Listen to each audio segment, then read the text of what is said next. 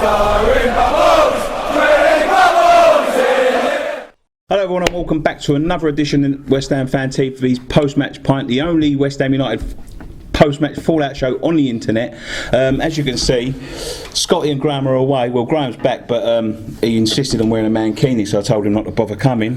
We've got two very special guests with us today on this edition of Post-Match Pint. What we're doing is a bit of a Post-Match Pint hybrid, because we're going to be talking about the game last night, and we're going to be going through the beginning of the season, starting with the Arsenal. So first off, our first special guest is a YouTube vlogger, one of the fastest growing West Ham fan channels on the internet, and if he had a swear jar on his channel he'd be going to Barbados 6 times a year. Hammer and Talk, everyone. Hammer and Talk. Second off, a very special guest. He's most famous, I'd say, if you don't mind me saying, Ken, for sending Alex Ferguson in a fits of rage because he thought he tried too hard one game. Famously scored the winner that stopped Manchester United from winning the league. He's a second-generation West Ham player, following in the footsteps of his famous Cup winner father, Ken Brown. It's Kenny Brown Jr., everyone. Welcome, Ken. Thanks for joining us, mate. Right, let's get into this game, boys. Last night, FC Astra. Right, first off, what I'm going to do, I'm going to rip that down because we don't need that no more. It took me fucking ages to put that up. Right, European game, away to Astra, 2-2. They fucked it up in the first leg, let's be honest. Yeah. What can I say? What can I say? Was that what you was expecting? Was that what you were expecting? Probably, after seeing the team that was put out there. Like you say, it was the home leg is what probably killed the tie.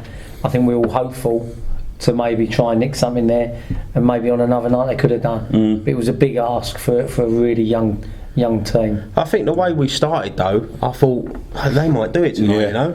Yeah. They all looked up for it. That Lanzini, he looks a good player. He does. Took on a few players, didn't he? Yeah. Likes to cut inside, shoot.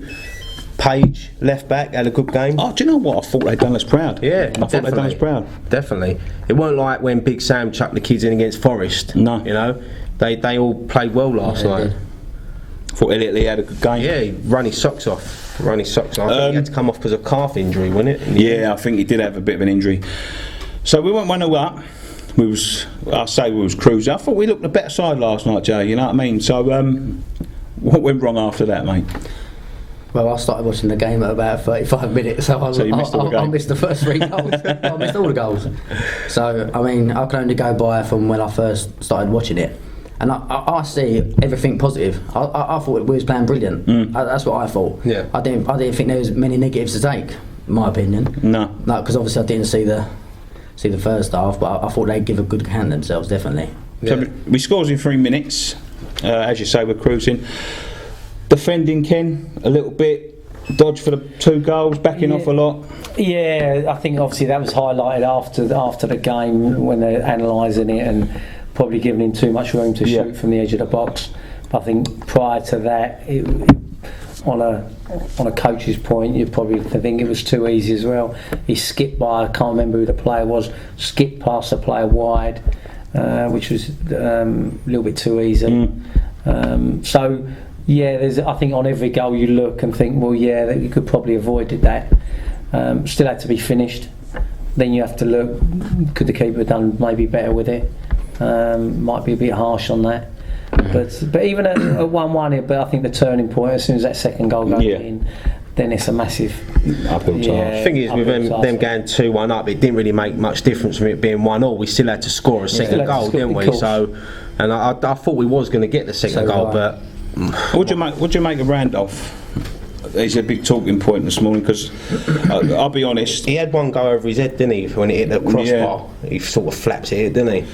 I'm not convinced with him. No. So the words out of my mouth.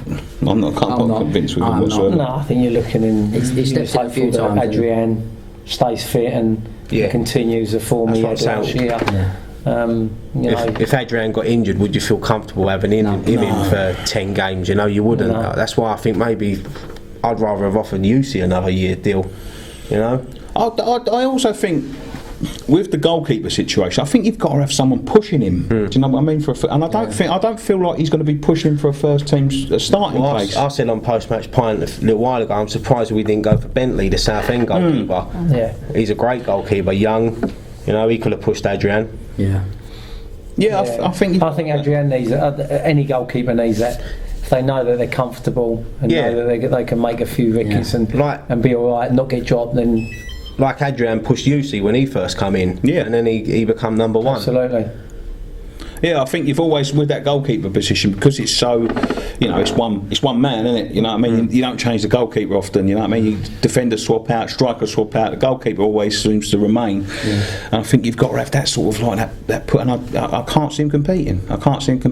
But as we go back to the defending of the goals, I think naivety come into it. Youngsters, you know what I mean? Not closing them down quick enough. Yeah, especially that second goal. Second goal, especially. I must say, box waiting.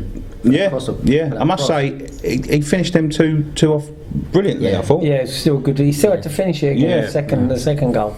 You know, a lot of bodies in the way, but he's picked his spot. And again, you know, how does it get to that point? And again, it's probably too easy to get in and get through us. Yeah.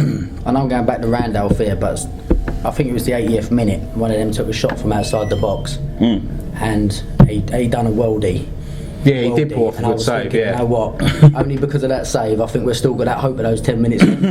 Only because of that. Yeah. Even up until like the 92nd minute, I thought, we're going to nick one. Yeah. We're going to nick one. But pushing. I think we dominated a lot of ball, box to box, but no potency. I didn't feel we were ever going to score. No. It didn't seem like that. Especially when you got Maiga up front. I mean, he was poor. Let's talk a little bit about Maiga because I'll be honest with you, right? I'll be honest with you. I was like, I'm not going to say singing his praises, but I was saying, you know, he can't go off what he done under Allardyce. Allardyce played him in a different role. You know, he's sort of more of a second striker and that, but he was bloody awful last night, and he has been all the pre-season. Do you think his chances are gone? Well, you're looking at they're highlighting where they need to strengthen, and it's up front. And they're actively looking, putting bids in for strikers. I suppose it's only a matter of time before they do get one, possibly two more strikers. Yeah. You've got Andy Carroll. Hopefully not going to be Touchwood, not going to be too far off. You know, suddenly he's going to fall down the pecking order very quickly. I think that Raul Jimenez deal got done today, but his work permit, he can't play for the Arsenal game, so it's an extra pair of legs. I mean, I haven't seen him play, to be honest. No, so I don't know what he's like, but we need strikers, so anyone would do it at the moment. Like you said, Ryan, on one of the previous post match pints, they only show you all the best.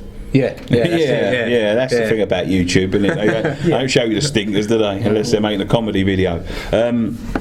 Or a post-match pint show. But Jay, does that knock someone like Maiga? Right, he had a bad season with us. Yeah. He went off on loan. He done all right in France. He didn't do too bad in France. He scored 12 in 25. Yeah, 12 in like something 1 in 2. He had a 1 in 2 record. Yeah. Does that sort of like coming back to West Ham, and then you've got Andy Carroll there, Sacco, Valencia, Zarate, and they're looking in the transfer market. Does that sort of knock a geezer back? You know what I mean? Definitely. Yeah. If I was Maiga, I would be very worried, about where I'm going to be next. I mean, is the way he was playing against these kind of teams that, when I said it, that we should be beating. I'm sorry, we should be, or at least be performing. What's he going to do with a Premier League defence? I mean, a couple. If he had got a couple of goals in this European campaign, it would give him a bit of confidence, going into the Premier League. But if he can't do it against FC Astra and Lushentans and the Dog and Duck of Afghanistan and things like that, he's not going to do it against Arsenal. Nah. I'll direct that question to you, Ken. As a player, ex-player, would that sort of like play on your mind when they're actively? It sort of seems like they're actively looking for people for your position. That's a personal thing, and it's personal pride. He might not give a monkeys. He really might not care. He might be sitting there thinking, "They bring who they want in. I'm not moving anywhere." Yeah. Same money. But I would like to think that if he's, I'm not saying that's at all what he's like. I don't know him. But yeah, it might be that he's sitting there and probably exactly that. You know, he knows his time is probably coming to an end. But then again, if they don't bring the strikers in, he's going to be needed.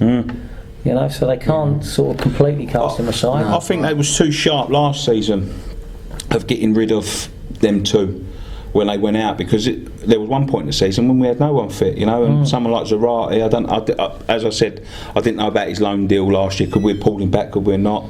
I don't know, but you know, they sent these two out on loan, and then all of a sudden we needed strikers, and you know, you've got your own two who are then with other clubs, you know, so maybe they won't. You've got to be careful, it's a fine balancing act, but obviously that's something that Slaven's, you know, got to sort out, and sooner the better, because you know the transfer window's closing soon, and you know, if he doesn't get the players in who he wants, he'll have to go with these boys. Yeah. You know? Yeah. Right. So we lose the game. We're out of Europe now. The European. You put your passports away. I was Ryan tweeted out last night. Is this a blessing in disguise? I mean, me personally, I looked on Twitter. Like, I would have loved a European. I was talking to you just before. I would have loved a European run, but I think it's come a bit too early for us. I did say it. Yeah. You know, last season, I think it's come this sort of like Europe. I don't think we've got the squad to deal with that sort of thing. But you know, I couldn't look past the bright lights of the the European nights at the Bowling. But are we better off without it? I think with this season being the last at the Bowling, you don't want to struggle in the league. You know, so I think us going out, like you said, I mean, I'd love to have seen us play the big teams like the Borussia Dortmunds and things like that, but we can qualify for it next season through the league, not through fair play. I mean, we only got there through not putting in enough tackles. You know what I mean? When you look at it like that, bookings. So, yeah. But we could flip it, you know, the Bilic Upton Park. I mean, should we give it a send off with a good European run? That's it. Yeah. So, what do you make about it, Ken? About the team selection? Has he gone out there and has he sort of kicked the fans out the bollocks, so to speak? I don't think he's purposely gone out and done that. I don't think he's sort of take that, but there's obviously two schools of thought. It's the one of, you know, I'm glad we're out, let's just concentrate on the league. But I think that maybe for me as a player, I'd want to be playing one European nights, but I think it's more the teams that we've gone out to. If we've gone out and got beat by a top team, you can say, you know, I'm glad we've gone out. Are we glad that we've actually been? We haven't just gone out; we've been beaten last night. We were beaten at obviously the round before, but went through on penalties. So you're sort of looking at it and thinking, well, we obviously weren't right. We weren't ready for it. But we could still have gone through. Yeah, definitely. And winning, that builds that momentum. Now, would it have been nice going into Sunday's game? One, we're still in Europe. We've just had a good win. How does that build your confidence up? I think he should have took a couple more first team players out there. I don't see why Adrian couldn't have played last night. Yeah, no, and people, someone like Zarate as well, going out there last night. Get yourself another goal, you know, a bit more confidence going into Sunday. You know, it is a shame we've gone out, but I am secretly happy, if I'm honest. I didn't want to put too much pressure on us this season at the Bowling. I think history as well, when you look back over the years, over the seasons, and teams that have done well in the Europa League have suffered. Well, Everton went from 6th in the league, they finished 12th last season, you know. Big club like Everton, it does take, like Southampton will probably find it tough this season as well. But it was interesting because they did field a very strong side. Yeah. You know, they got the same. Plus they was 3-0 up from the first leg, so they didn't really have to field a strong side, did they? But they did. So, you know, is he thinking, I want to keep this? You know, they're playing competitive football as a group of players that are going to go into the first league game. But as well, as he has he give up a European dream, so to speak, for we're not expecting to go to Arsenal, beat Arsenal, you know what I mean? Is he sort of giving that up? I can't think how to word it. Has he sort of, you know, dismissed the European competition and sort of like, we're out, we'll concentrate on Arsenal, and that's not really achievable? I know you can beat Arsenal, obviously, but there was other people. I know I've spoken to a few of my mates, and they went, we should have just gone for the European game, and basically, you know, whatever happens at Arsenal. Yeah, whatever happens at Arsenal, whatever. You got another 30, you know, whatever games it is. Because you only get one chance at that. You've got 38 chances in the league. 38 chances. So you got plenty of games to come back at. See, for me, I think the league is priority. Of course it is. It's the priority, you know. And I was going to say, as a former player, you know, was it like that? The league is it priority, you know? Because obviously we need to stay up this season. We can't. It'd be more embarrassing going down this season than going out to FC Astra, going into the Olympic Stadium as a championship team, you know. But I think maybe you could have had that.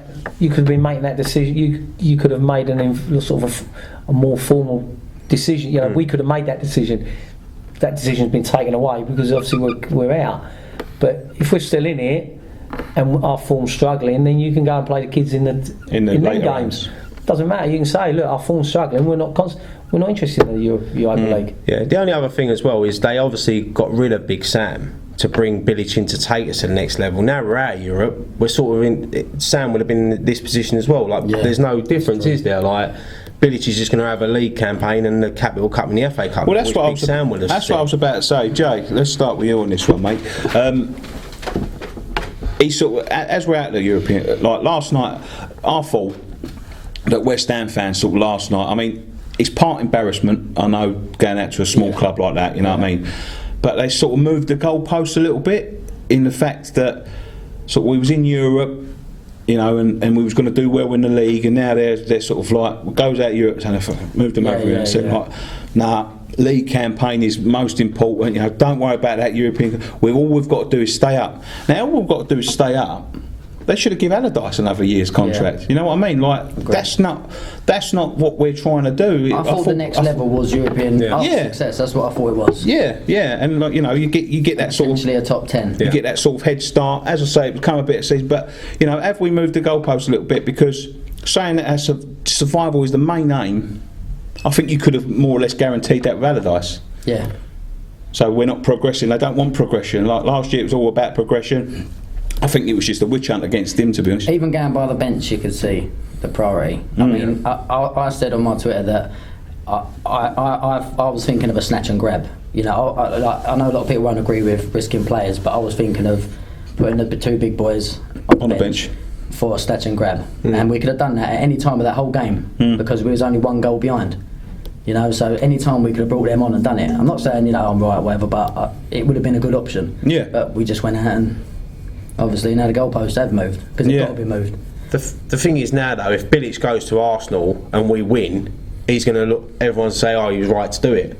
If we lose, it's going to be flip it round. Yeah. He should have done it in Europe. He can't win. Yeah, it's a no-win situation. Obviously, can you know Julian a little bit? He's gone into the club. What will he be thinking this morning? Like, as you know him, what will he be thinking? Will he be thinking, "Oh, we should have done that last night"? No. He would have just. He'll attack every training session and every day exactly the same. He won't dwell on it. He knows that the priority now is obviously Sunday, and he'll go in. And I know Julian. You know, he'll give everything and work as hard as he can to obviously to make sure that they are properly prepared for Sunday. Yes. So I don't think the result. He was always the same as a player. Results didn't really bother him, you know, as long as he gave everything, and you know, hopefully results follow. But he would still come in, he wouldn't sulk, he wouldn't moan, and flip side of that, he wouldn't get overexcited when we won, or he was picking up man of the matches, you know, week in, week out. He was the same person. I'm sure he'll be no different as a coach. Yeah, I'm sure that will be right. Did Julian take over that game tactically, fully? I don't think so.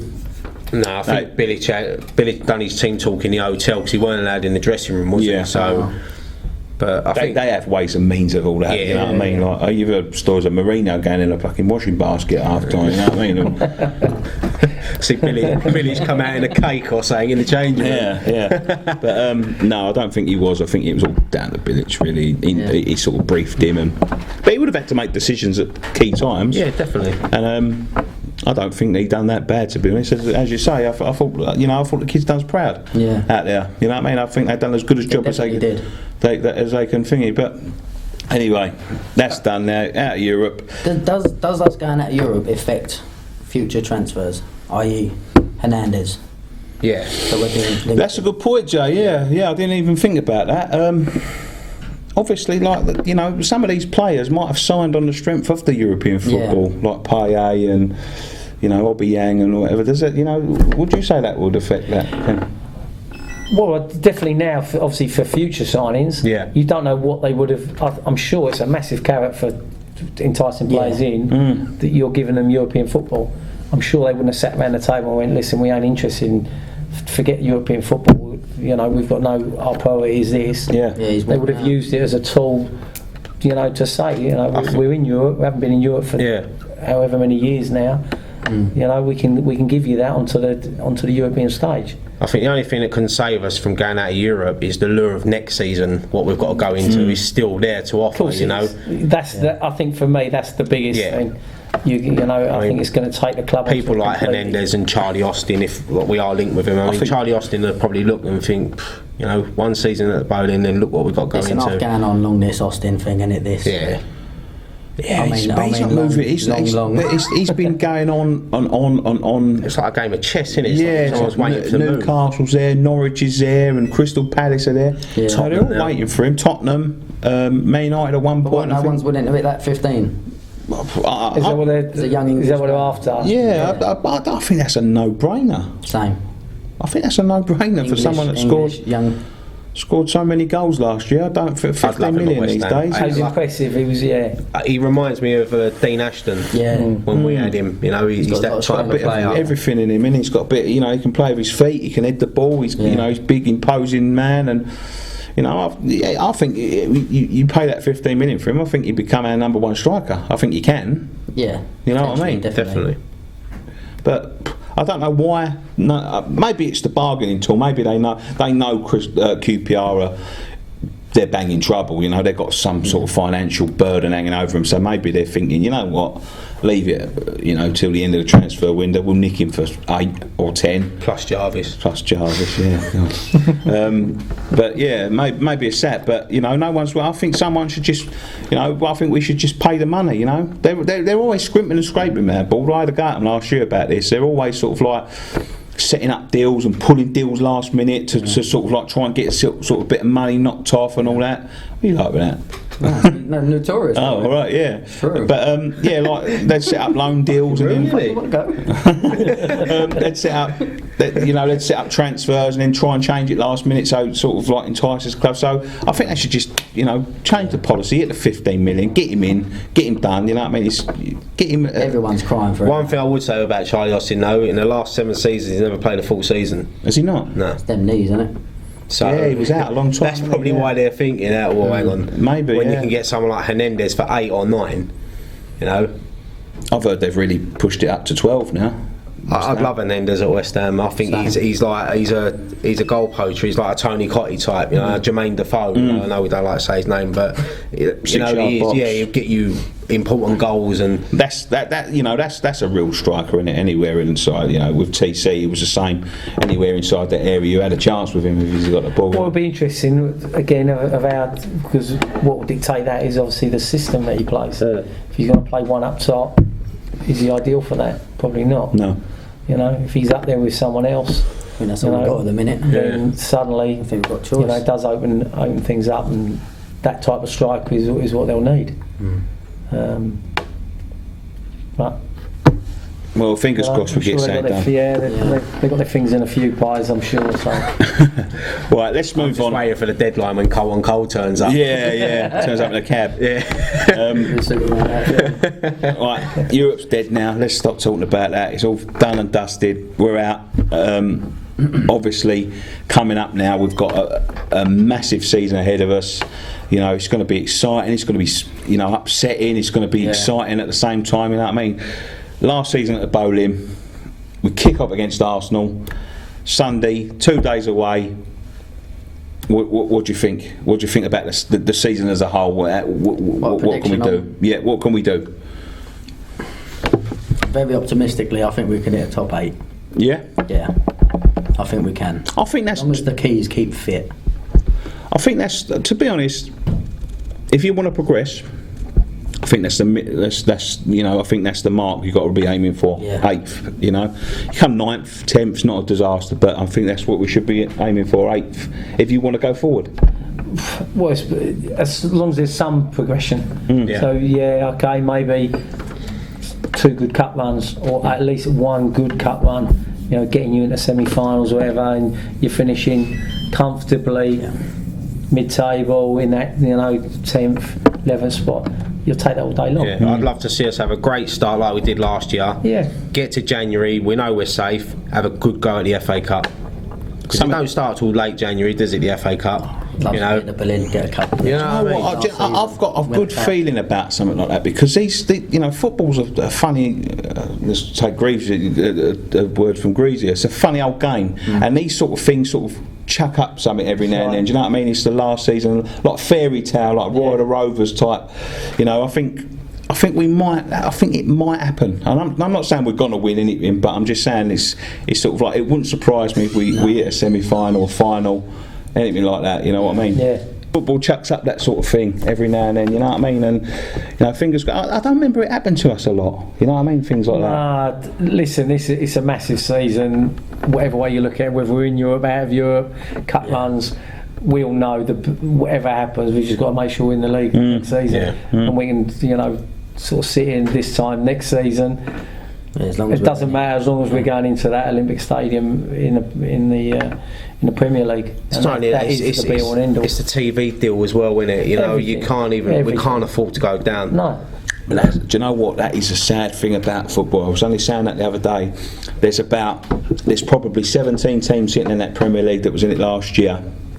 That if they go down, it's probably Man United and Arsenal, Chelsea, Man City might be okay, but if anything, any others go down, they need to be there. But everyone can't be there. Thing is with us, we've been lucky. When we've been relegated, we've bounced straight back. Look what happened to Leeds. Look where they are now. Look at Portsmouth. They won the FA Cup 2 years later. They went down. We can't afford that, because I think if we went down, we might not come back up straight away this time. And then we could be a Leeds in a couple of years. I don't think we will. Because like I said, when we go down, the reasons why we come up is because we're such a big club. We can still attract players, and we've got our fan base. But Leeds, you don't. I'll tell you what. You say that you don't get no bigger than Leeds. Leeds are a massive club. Blackburn are a bit worse. And then we're talking about Europe. They were getting in the semi-finals of the Champions League. And you're thinking, but wow, that was a fall from grace. But I think we're talking about, got to have a good season. We've got to have a good half a season. Yeah. Because we don't want to be in that bottom half of the league going into Christmas. I'll tell you what, if you get to Christmas around the late 30-point mark, you're sort of safe, because you need another 4 or 5 wins in that second half. Then that's what I say, you can concentrate on the cups. Got to start well. I'm just gonna say that this ain't. To be honest, when I look at that, I don't want to bring any negativity, because there's a lot of positivity in the club at the minute. But them away games worry me. They really worry me, because we've got City, Arsenal. Now you can look at it 2 ways. Liverpool, you can look at it 2 ways. You get them out of the way early. That's how I look at it. And then you're progressing through the season. You ain't got to go to them sort of places. You ain't got to roll up at Arsenal at the end of the season and need a win. But you can also look at it sandwiched in between them. We've got Newcastle, Leicester, and Bournemouth. Yeah. Bad start, and we don't win the Leicester game. Is it sort of like, oh, hold on a minute, panic station? That's why I think the home games are important, and them away games, like you said, against big teams, anything there is a bonus. You've got to win your home games. So like you said, out of the 6 games, you get 9 points out of the first 6 games. It's still a good start. You got to remember that form Leicester was on as well, though. Towards the end of the season, they was on one. I don't think it counts much for the beginning of the next, though. It's all new for them, with Ranieri going in and all their players coming in. Sometimes their managers can go in and they have a block. Yeah, like, I know what you mean. I've said it before. You go back 15, 20 years, like when you played. If you had Coventry at home, you thought we're going to win. Nowadays, you can't. No. Anyone can beat anyone. Like I said, Bournemouth will go to a big team next year and win. That's how football is now. That's why we love it. I think you've got to look at it. The teams that have come up, they've all strengthened. Yeah. And they're all capable. They're more than capable of sustaining in the Premier League. Definitely. More than. Norwich just made some good signings. Things like that, as you say, Jay. Leicester. Like end of last season, was fucking brilliant. Yeah. You know what I mean? They was unbeatable, weren't they? And then if they carry that form into this, you know, as you say, new manager and all that, someone like Bournemouth come in the league now. When a new team comes in the league, for me, they either start really badly, or they go off on one, or they just go on a tangent and just sort of burn themselves out. I just hope, fingers crossed, they don't. Teams like Bournemouth have got no fear of that. No, they don't know the league. Was it like Blackpool? Was it Blackpool that got promoted and were flying? And then Christmas time they just plummeted. But Burnley, and that was it. Burnley done the same. You know what I mean? Just going to the league, beating Man United, beating Arsenal. You know, and then Christmas time. I just it's sort of like one or the other, isn't it? Like Leicester last year started so bad they couldn't buy a win. They got that big win against United. You think, they're going to take off here, and then it just went downhill. But in the second half, So that's what worries me. Leicester. New manager, you know what I mean? At one point it looked like it was going to be Allardyce. I wouldn't have fancied that, you know what I mean? Someone coming against your old club. But I'm glad it's Ranieri. But, new manager, new tactics. Maybe they hit that, Bournemouth, maybe they hit it flying. And you sort of get a draw or loss against them sides. And as I say, it's all sandwiched in between them big clubs where you're not expecting to get anything. You know what I mean? You go the first 5 or 6 games without winning. What happens? What happens? What do the ball do? Because they're going to be panicking, aren't they? It's going to be. It's not only that; it's the fans. The fans will turn on Bilic. And Dixie as well. And that's the risk of bringing Dixie in. Like for me, I don't want to see. He's my favourite player of all time for West Ham. I don't want to see the fans turn on him. But I think you look at it happens everywhere. Eventually, that they're both lose a job. They're both going to be out of a job. It's how they obviously go. Hopefully, they do really well and they stay and they're here for a long time. But you look at the Kevin Keegans, the Kenny Dalglish's, the Souness's, Liverpool, they all had bad times. They all ended up getting sacked. Didn't have his Trevor Brooking though. No. Well, he's on a different level. Yeah, that's it, right. Oh God, he just knew what he was doing.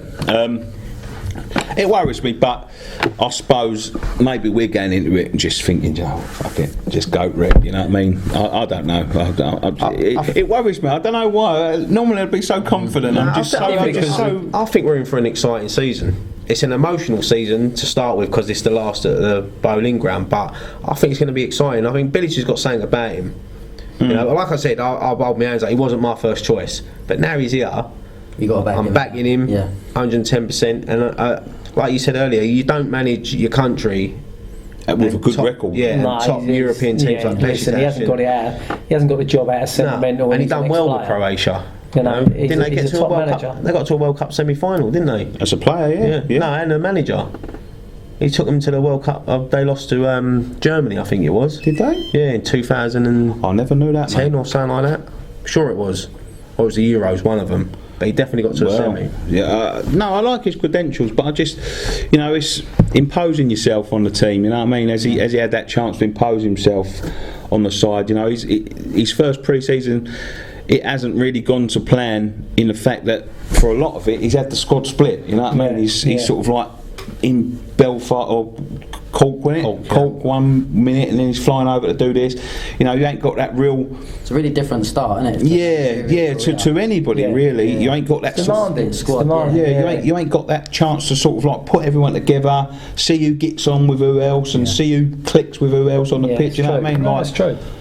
And that worries me a little bit in the back of my mind. But maybe I'm just being a bit, I'm panicking. You know what I mean? Because we can't go down. Don't panic, Nick.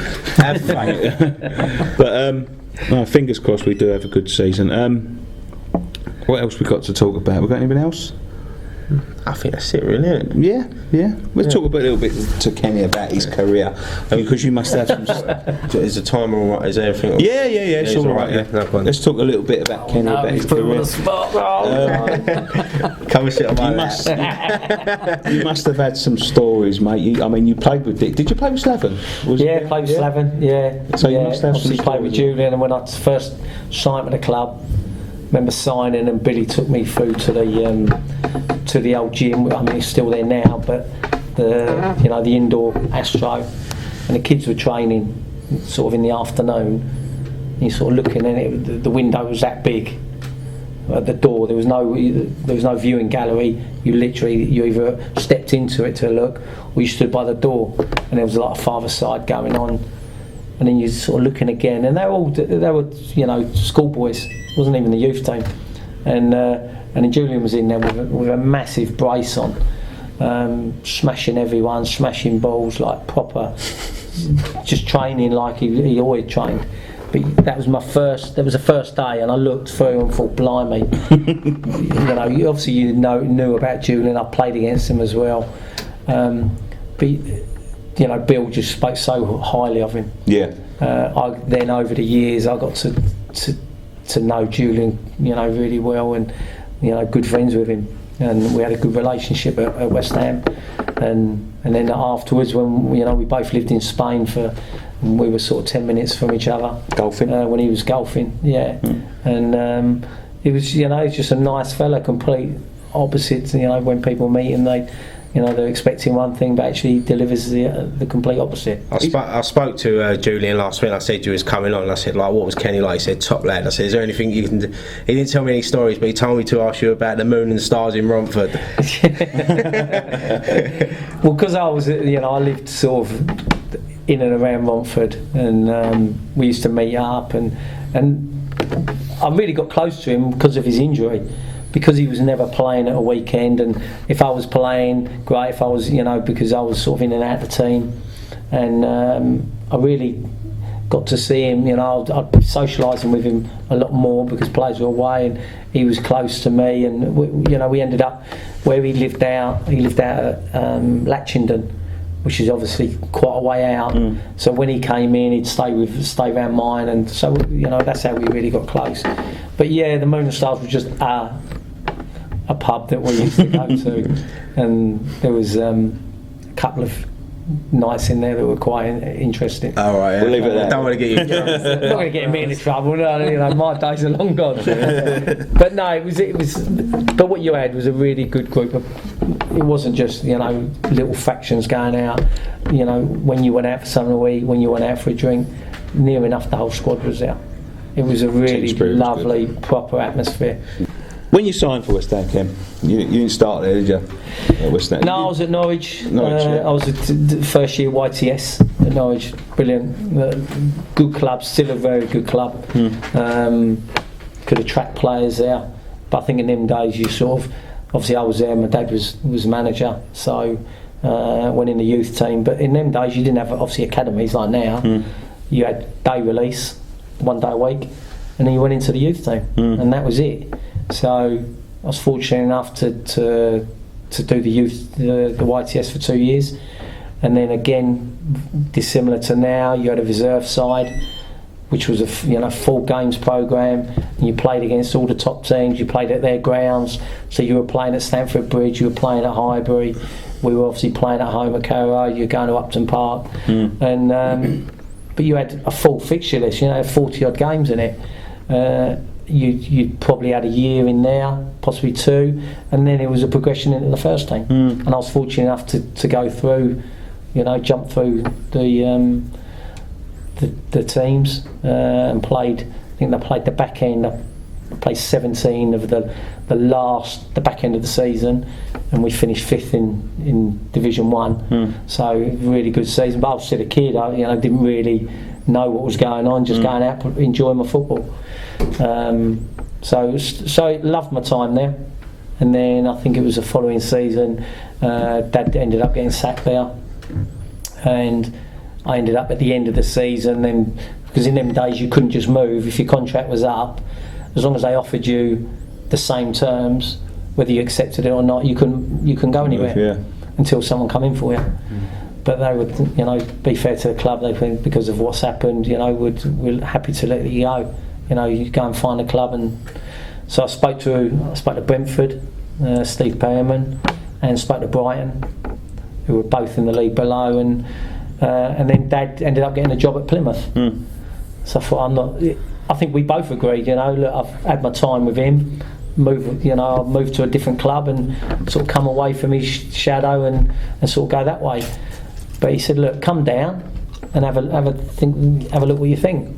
And literally I was down there for a couple of days, met the boys, trained and signed.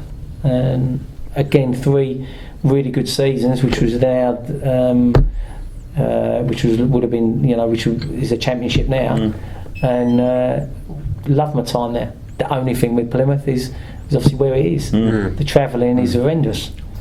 So it got to the point anyway. Dad left after 2 years, so I had 1 more year left on my contract, and I sort of thought, well, I'm just going to get my head down and work hard and try and, knowing full well I was never going to stay there. And then it was just a chance. That season finished, and I think Dad met Bill just at a game, and he asked how I was doing and what's happening. He said, look, he's available. He wants to move from there, and West Ham had horrendous injuries at the time.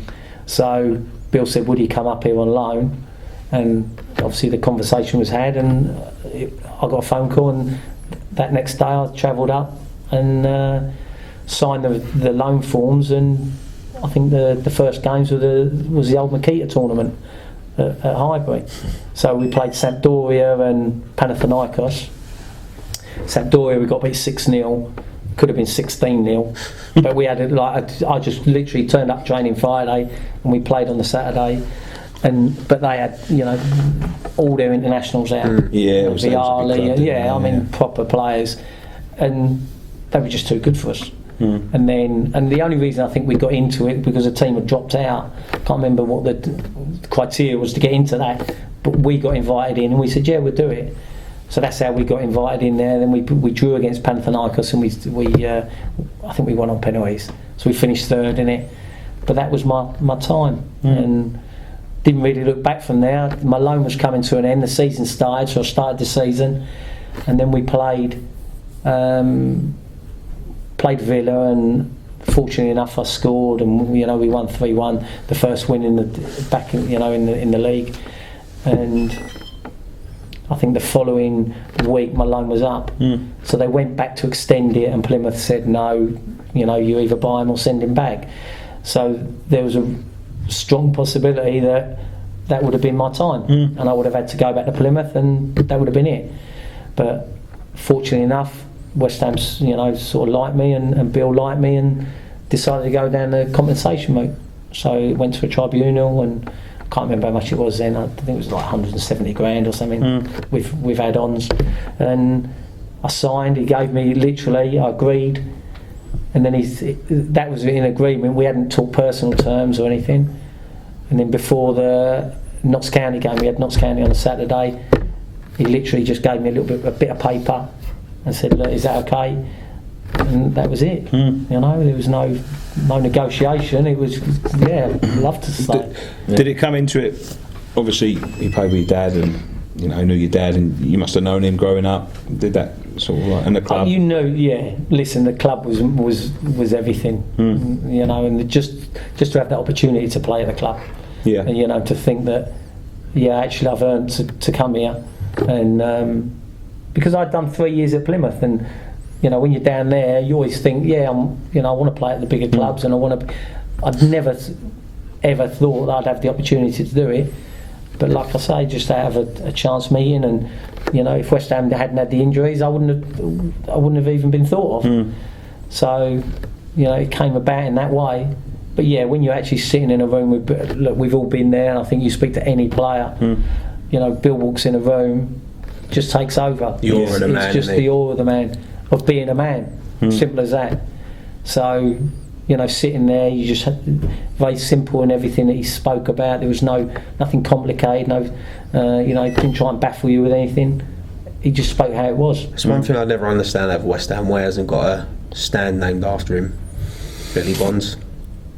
I mean, he should at least. I think the way West Ham treat. I mean, not so much now, but before. I think the way that sometimes they treat they done it with Bobby Moore.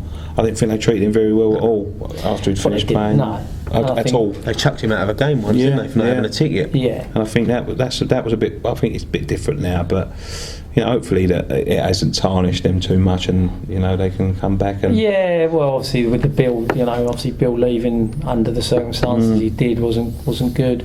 And I think a lot has been spoken about that, and I'm sure both Bill and Harry just gone with their lives, and that's it. But do you think they ever shook hands, made up? No. No. Not that I, you know, No, but I don't know. I really honestly don't know. But yeah, that was a, you know, sort of a difficult time at the club. But yeah, and then that was really it. I signed, and then I think I signed 3 years, and then got offered another 2 years. So I was signed that, and then I got towards the end. I then got offered a 1 year contract, and I sort of felt, well, I'm not really, hadn't really had any chances, and it would have been a case of, yeah, I could sit here and pick up still a year's money and maybe do it again and see where it took me. But realistically, I thought, well, it's time to move on and go and play regular football. And but it was weird because Mike Newell was with us from Birmingham on loan, and I said, I'm going, not like completely unconnected. He was with us, and then Newell, I said to him, Birmingham have come in for me to go up there. And he went, you got to be joking. Like, were you mad? But I went up there, and I think because I was playing and I was commuting as well, so I was back at West Ham on like a Monday and Tuesday. But then Wednesday they were off, and then I'd be up there Thursday, Friday, play Saturday, and had a month. And it was a time Steve Bruce had signed there, Barry Horn, Gary Ablett, and I thought the club's moving. It's not too far, obviously I'm going to have to move up there. But we had a little car school going up there. 4 of us from obviously round this way, North London, and we'd travel up on the day. But I think it became quite clear early that we weren't suited, and I think I only played a handful of games. Come away, and there was a massive squad there because it was after the Barry Fry era where there was, I think they'd a record of something like 50 pros there. I mean, there was just so many bodies, and Trevor Francis was the manager. Nice fella with Mick Mills, but didn't get on with Mick Mills, and it was really it was a funny club. It was a club in transition, and I sort of left what was like a homely club, and you knew everybody and everything, to go to somewhere that was just so vast and didn't own their training ground, and it was all a little bit. It was probably the right club at the wrong time. Possibly. And it didn't last there long. I went back there. That was February. Then finished the end of the season. Came back and went back pre-season. Bill got the Millwall job, and during pre-season, Trevor Francis pulled me. I was only I'd only been there 3-4 months in a 3-year contract, and then he just said, Bill's got the Millwall job. He's rung up, and do you want to go back to London? That was it. I just went, I'm back. So I'd actually jumped from the Premier, even though I hadn't been playing there, but sort of in the Premier. I'd been in the Premier League, so they were in the League 2 or League 1. Sorry. So I'd made sort of 2 jumps, all within sort of 6 months. I'd gone from that down into League 2, but Bill was there. Patsy Holland was there. Paul Allen was there. So there was still that vibe. It was a good, and it is. I know, we know all the rivalry, but the time I had there at that period of time, it's a good club. They've got good people there, and but Bill was always on a hiding to nothing. Unfortunately. But let's go back. Time at West Ham. You're proud of your time at West Ham? Massively. Of course you are. Massively. You can't. Listen, everyone, they've got their clubs and love to play for them. I was fortunate enough not just to play for West Ham, and like you say, with the history there with my dad, but also at the time I played there with proper people. There was that atmosphere. You used to go into training, you couldn't wait to get in, and you didn't want to leave there. And games and everything, the supporters at that time, the ground was really tight, and you didn't have the new stands. Everything was on top of the hour. 26,000 there, but it seemed like 66,000 in there. It was packed, and the night game, everything about the club was everything that I expected and more. So and you don't leave there lightheartedly, and in hindsight, I shouldn't have done. But I made that decision. I'd been there sort of 6 seasons, but it was. I only look back with fond things. Nothing bad, nothing negative about the club at all. Let's finish up on one. obviously, before we go on, we would like to say we wish your dad well. Yeah, He's doing brilliant. well after what happened, and Yeah. you know, we'll have a little chat about that after. Yeah. Let's finish off with a goal. The goal that famously sent Ferguson in a rage. Leeds fans up there are still singing your name to this day. You know, you took the title from the grasp of the giants, and well, I say give it to the other giants, but you know, that was, you know, it was a surreal night, to be honest. Yeah. And you know, I look back on some footage, you see it, like, you know, everyone can access it on YouTube, and you sort of look at it, and obviously I'm showing my kids as well, and going, not just from my goal, but you know, looking at the players that were playing then, you know, and obviously they see Julian and they see people that they know, so it's good to look back. But you know, we more than matched it. I know we won 1-0, but you know, on that night we completely matched them, like physically, tactically, everything was on. But saying that, when you're playing the top teams, you've got to have two things. You've got to have a goalkeeper that is bang on form, and you have some luck. And you know, we had both that night. Both, yeah. And not taken away at all, you know, we probably earned that, you know, from the work rate that happened. And I think that's where sort of Alex Ferguson, they've obviously had watched us over probably a 4-game period before that and gone, well, that's why he said, I think, you know, that it was obscene, because the work rate we put in that night probably wasn't evident 4 games prior to that. And you know, you had Ludo, who was unbeatable that night, but we still created chances. It wasn't just it wasn't just a lucky one-off chance, and we hung on. Yeah, we hung on because they were a very good team.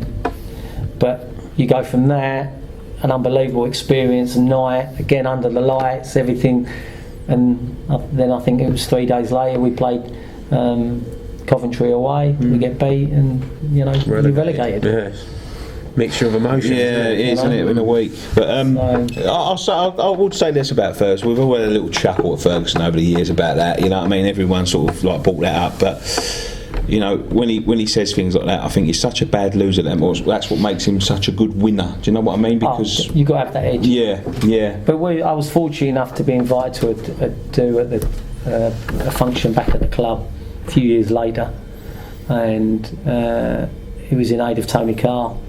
And Alex flew down, and he literally that night and had to fly back again, but he came down and he spoke about that night, but he also spoke about how high regard he holds the club in, with the tradition, and because he is, you know, not many managers have done it, and that they won't now, but have carried on like the old traditions, but has evolved as a manager, as a coach, if you have to. Yeah. So to have done it then still be doing it 20 years later is unbelievable. Yeah. But he never lost his roots, and he always appreciated, you know, he spoke so well of the club. Yeah. That, you know, there was that respect that you knew that he had for West Ham. That's nice to hear things like that. Yeah. No, it was, from someone like Alex Ferguson. Yeah, definitely. One of the greatest. Well, probably the greatest. I'd say. Yeah. I would say. Yeah, absolutely. Up there with Cloughie, I suppose. So a quick chat with you, mate, before we shoot off. How's your channel going? What can we look forward to on your channel? More of the same? Yeah, more of the same. I've added a Sunday Q&A for the club. So basically, on every Sunday, I throw a tweet out there and I post on my Facebook. Just basically say, you know, give me your questions, and I'm going to do a video on these questions. I usually post it quite early, so it gives them some time to, you know, probably if I post it about 9, then I'm going to start recording at about 2 o'clock. Yeah. It's I'll get a lot of questions out of it. But I noticed the first time I did it for the Sunday just gone, I only had like 5 questions that I was answering, and it was like a 13-14 minute video. So I ended up going for so long just talking about one question, so I thought this is going a bit, you know. Yeah. But I told them that I'm going to shorten it down a bit more, my answers, not be so in-depth with it. As you grow, mate, I'm sure the questions will come flying in, to be honest. You're doing very well, Jay, I must say. Thank you. Everyone, if you don't know Jay, he's Hammer and Talk on YouTube. Let him say it, Carl. Yeah, go on. And always. No, I was going to say this about your channel. Go on. What? Tell him your link. Yeah, tell him your link. Tell him your YouTube link. Well, I don't even know it. Well, do you know what I got to Just do? Hammer and Talk. Yeah, just type in Hammer and Talk on the YouTube. I'll come up on Facebook and on Twitter /Hammer and Talk. And no, at Hammer and Talk on Twitter. That's because you got it wrong before, didn't you? Yeah, and on the Facebook as well /Hammer and Talk. And you'll see all my stuff on there. So I hope you guys come and give me a visit. Yeah, give him a visit. It's good content, mate. Good content. Bloke, mate. Anyway, thank you very much, gentlemen, for joining us. Pleasure. It's been an absolute pleasure having Thank you here, and you, Jay. Thank you, Nick. Absolute pleasure. We'll finish it there, boys. We've got a lot coming up this Sunday. Obviously, we're going to the Arsenal. Me and Ryan will be there. There's a couple of videos up just gone up. There's one with me and Claude, and we're getting absolutely pelted on Facebook and. Oh God! I haven't seen my comments yet. Oh yeah, we haven't seen them yet. But yeah, go and visit our other videos, the ones with the Arsenal. We'll be filming more with Arsenal on Sunday. Obviously, we'll be back Monday with Post Match Pint. We'll be up Monday. We're filming it Sunday. Yeah. So we'll be back, and hopefully, well, who have we got here? Graham's here, isn't he? Yeah. Whoever's here, I don't know. I want Kenny and Jay to stay. Come back, yeah. I'll come back. So yeah, thanks very much for watching. That was our edition of Post Match Pint.